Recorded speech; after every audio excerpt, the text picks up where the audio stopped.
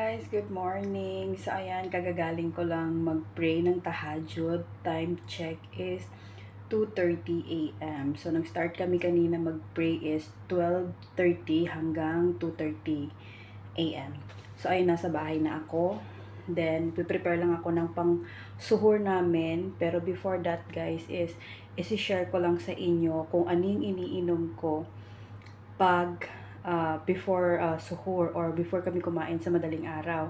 So, para hindi ako magutom kasi 16 hours yung fasting namin, walang pagkain, walang tubig. So, nakakatulong din siya sa akin na hindi ako maging constipated.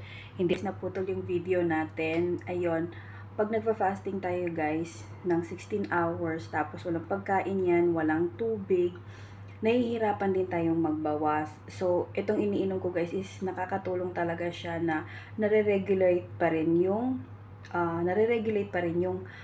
aking pagbabawas. So, hindi ako nahihirapan. So, ayun guys, share ko sa inyo. So, ayun guys, 3 a.m. na pala. Lumabas pala kami kanina is 2:30 a.m. So, ayun guys, isi-share ko lang sa inyo kung ano yung iniinom ko na nakakatulong talaga sa akin sa pagpa-fasting ko. Hindi ako nagugutom, wala akong nararamdaman kahit ano. Tapos, yun nga sa pagbabawas ko is nare-regulate talaga niya yung pagbabawas ko. Unlike dati na 2 days pa bago ko magbawas and ang hirap. So, alam niyo yung feeling, okay? And ito po siya guys, yung aking barley juice. So, ituturo ko lang sa inyo kung paano itimplahin ito. Ito lang, 1 sachet lang siya guys.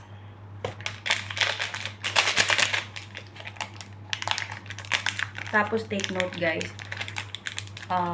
hindi kami nag-heavy meal pag ganitong suhoor or yung kain namin ng madaling araw. Kasi nahihirapan na kaming matulog, tapos may pasok pa kami kinabukasan. Or, kunwari, 3 a.m. ngayon, 3:30 na kami matatapos kumain. May pasok pa ako ng 8:30, ganyan. So, hirap matulog pag busog. So, hindi talaga kami nagka-heavy meal. Ayan, lagyan ko lang siya ng mainit na tubig para ma-dissolve lang.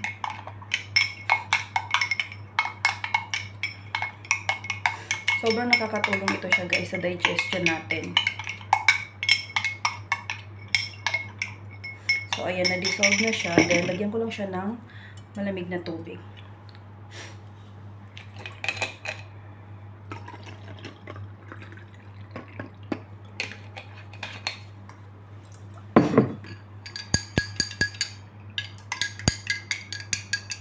So, isang shot ko lang ito siya guys. Tapos, ang sarap niya. Hindi siya mahirap inumin.